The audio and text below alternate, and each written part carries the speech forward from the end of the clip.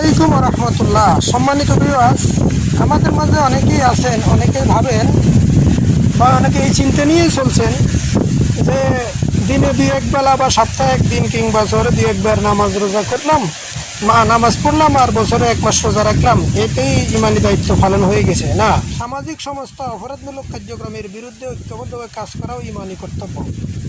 তাই আমি বলবো, এলাকার সকল মানুষ ঐক্যবদ্ধভাবে প্রয়োজনে একটা সংগঠন করবেন, যুব সমিতি, যুব সমাজ নিয়ে, এবং সকলে সহযোগিতা করবেন। সকলে মিলে ঐক্যবদ্ধভাবে যদি কাজ করে, এলাকায় কোনো প্রকার চোর থাকবে না, চাঁদাবাজ থাকবে না, সন্ত্রাস থাকবে না, দুর্নীতিবাজ থাকবে না। তাহলে এলাকাতে অবশ্যই আমরা শান্তিতে বসবাস করতে পারবো। সকল বিষয়, ধর্মীয় বিষয় যদি হিন্দু, বৌদ্ধ, খ্রিস্টান, মুসলমান যে যার ধর্ম তার মতো করে পালন করবে, কোনো সমস্যা নেই।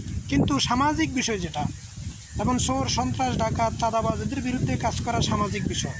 তাহলে এই সামাজিক বিষয়ে আমাদের সকলেরই কর্তব্য ঐক্যবদ্ধভাবে কাজ করা।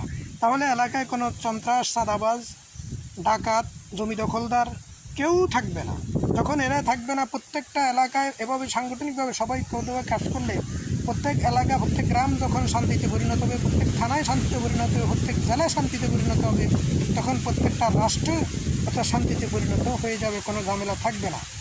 তাই আমি প্রত্যেক মানুষের প্রতি, সকল মানুষের প্রতি মানুষ হিসাবে মানসিক দায়িত্ব, ইমানি কর্তব্য হিসাবে বলবো, প্রত্যেক মানুষ সমাজে যারা বসবাস করেন সবাই অন্যায়ের বিরুদ্ধে ঐক্যবদ্ধভাবে কাজ করবেন। চোর, সন্ত্রাস, ডাকাতের বিরুদ্ধে ঐক্যবদ্ধভাবে কাজ করেন। চাঁদাবাজ, দখলদারের বিরুদ্ধে ঐক্যবদ্ধভাবে কাজ করেন। ন্যায় বিচার প্রতিষ্ঠা করুন, ইনসাফ ভিত্তিক বিচার করুন, মানুষত্বগুলি মানুষ হওয়ার চেষ্টা করুন। তবেই এলাকা শান্তি প্রতিষ্ঠা হবে, সকল মানুষ শান্তি থাকবে। ধর্মীয় উপাসনার বিষয়ে যার যারা আকিদা মতে সে জিকির, নামাজ, তসবিহ, জপমালা যে যেভাবে পারুক, তার উপাসনা, তার পূজা, তার তসবিহ সে পাঠ করুক, সেই নিয়ে কোনো দ্বন্দ্ব নেই। শুধু সামাজিক অপরাধ যেগুলি, সামাজিক বিষয়গুলি, সেগুলির ক্ষেত্রে আমরা সকলেই ঐক্যবদ্ধভাবে কাজ করলে আশা করি ইনশাআল্লাহ এলাকা থেকে সকল প্রকার অপরাধ চলে যাবে, এলাকা অপরাধ মুক্ত হয়ে যাবে, এলাকায় যখন কোনো অপরাধ থাকবে না। সামাজিক যে আবারও বলছি, সামাজিক কার্যবিধির বিষয়ে হিন্দু, বৌদ্ধ, মুসলমান, খ্রিস্টান যাই আছে, এলাকায় যে কোনো ধর্মের মানুষ বসবাস করি, সবাই ঐক্যবদ্ধভাবে আমরা কাজ করব। সবাই ঐক্যবদ্ধভাবে সামাজিক বিষয় যেগুলি, যেমন চুরি, ডাকাতি, সন্ত্রাসী, চাঁদাবাজি, দখলদারি, এ সকলের বিরুদ্ধে সকলেই ঐক্যবদ্ধভাবে কাজ করতে হবে।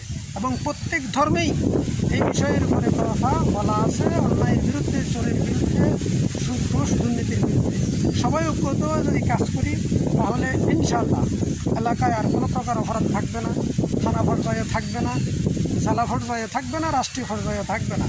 তাহলে যখন আমার গ্রাম শান্তিতে পরিণত হবে, ইউনিয়ন শান্তিতে পরিণত হবে, এবং থানা, জেলা সব শান্তিতে পরিণত হবে, রাষ্ট্রে আর কোনো ফরক হবে, রাষ্ট্র উন্নয়ন থাকবে। সকলে ঐক্যবদ্ধভাবে যদি কাজ করি, যেমন সন্ত্রাস, ডাকাতি বন্ধ হয়ে যাবে, তেমনি থানা পর্যায়েও দুর্নীতি বন্ধ হয়ে যাবে, জেলা পর্যায়েও দুর্নীতি বন্ধ হয়ে যাবে। তখন রাষ্ট্রীয়ভাবে আমাদের যে কর, সেই কর যদি আমরা পরিপূর্ণভাবে কাজে লাগাই, সোনার বাংলায় পরিণত হবে, সোনায় দিয়ে মোড়ানো যাবে। বাংলার যে সম্পদ আছে যদি সঠিকভাবে ন্যায়ভাবে কাজ করে, সোনার বাংলা সোনায় পরিণত হবে। আশা করি প্রত্যেকে বুঝতে পারছেন।